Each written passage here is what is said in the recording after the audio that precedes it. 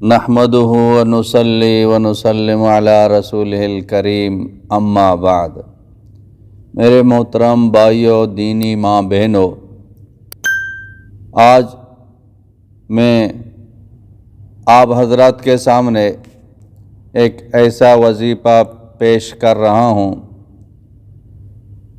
جو اللہ جل جلالہ عما نوالہ نے یہ وظیفہ حضور اکرم صلی اللہ علیہ وسلم کو بتایا ہے، اور پھر حضور اکرم صلی اللہ علیہ وسلم نے اس پر عمل کر کے اپنی امت کو بتایا ہے۔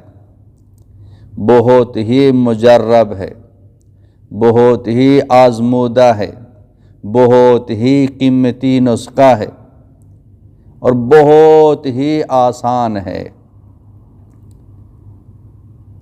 مرد بھی کر سکتے ہیں، عورتیں بھی کر سکتی ہیں۔ ہر مسائل کا حل اسی میں ہے۔ جادو کا حل ہو، سحر کا مسئلہ ہو، نظر کا مسئلہ ہو، شیطان کی وساوس کا مسئلہ ہو، حاسدین ہو جو تم پر حسد کرتے ہوں،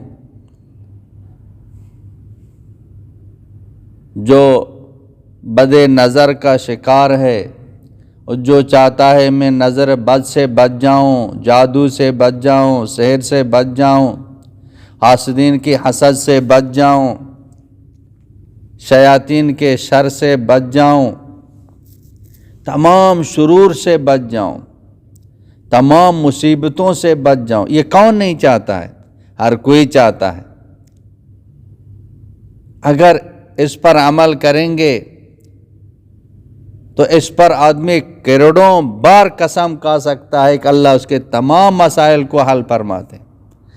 100% یقینی ہے، اس لیے کہ اللہ جل جلالہ نے بتایا ہے، نبی کریم سرور دو عالم صلی اللہ علیہ وسلم نے بتایا ہے۔ وَمَنْ أَصْدَقُ مِنَ اللَّهِ قِيلًا، اللہ سے بڑھ کر کون سچا ہو سکتا ہے؟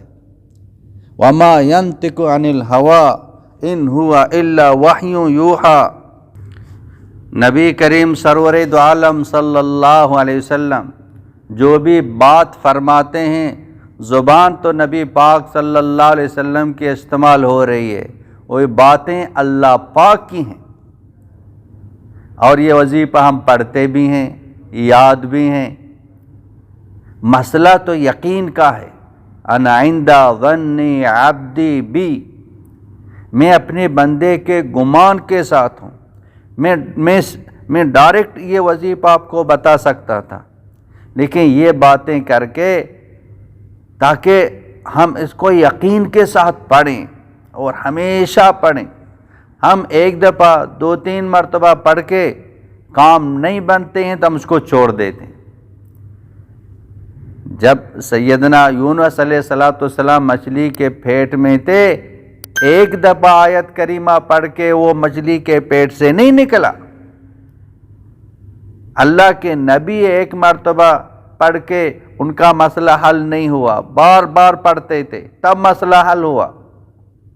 ہم چاہتے ہیں ایک مرتبہ یہ پڑھیں ہمارے مسئلے حل ہو جائیں، نہیں، بار بار پڑھیں، بار بار پڑھیں، یقین کے ساتھ پڑھیں، اپنے گمان کو ٹھیک کریں کہ اللہ میرا کام بنا دے گا، میرا یہ مسئلہ حل ہو جائے گا۔ یقین کے ساتھ پڑھیں گے، اللہ پاک مسئلہ بنا دیں گے، اللہ پاک مسئلہ کو حل فرما دیں گے۔ تو یہ صورتیں ہیں، یہ نبی کریم سرور دو عالم صلی اللہ علیہ وسلم پر بھی جادو ہوا تھا، جادو کا اثر بھی ظاہر ہوا تھا۔ جب اللہ کے نبی پر جادو ہو سکتا ہے تو کیا ہمارے اوپر جادو نہیں ہو سکتا ہے؟ کتنے دشمن بنے ہوئے ہیں، کتنے حاسدین ہیں، تو ان کا پڑھنا ہم ضروری سمجھیں۔ مرد بھی پڑھیں، عورتیں بھی پڑھیں، بچوں کو پڑھوائیں، نہیں تو خود پڑھ کے بچوں پر دم کریں۔ پڑھنے کا طریقہ بھی بتاتا ہوں، وہ اللہ کے نبی کے وہ الفاظ بھی بتا دیتا ہوں جو آپ علیہ الصلوۃ والسلام نے ارشاد فرمائے۔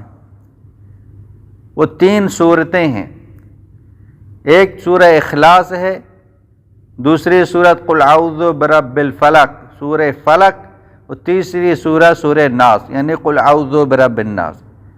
یہ 3 مرتبہ اس کو پڑھیں گے، فجر کی نماز کے بعد، مغرب کی نماز کے بعد، بسم اللہ کے ساتھ، جیسے بسم اللہ الرحمن الرحیم، قل هو اللہ احد اللہ الصمد لم یلد ولم یولد ولم یکن له کفوا احد، بسم اللہ الرحمن الرحیم، قل اعوذ برب الفلق من شر ما خلق ومن شر غاسق اذا وقب ومن شر النفاثات في العقد ومن شر حاسد اذا حسد، بسم اللہ الرحمن الرحیم، قل اعوذ برب الناس ملک الناس الہ الناس من شر الوسواس الخناس الذي يوسوس في صدور الناس من الجنۃ والناس۔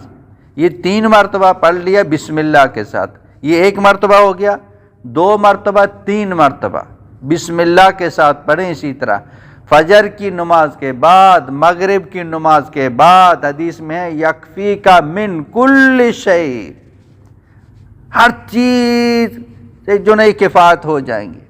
جو میں نے بتایا نا، سحر ہے، جادو ہے، حسد کا حسد ہے، شیطان کے وسائس ہیں اور بری نظریں، تمام چیزوں سے اللہ حفاظت فرمائے، اللہ کے ذمے میں آ جاتا ہے۔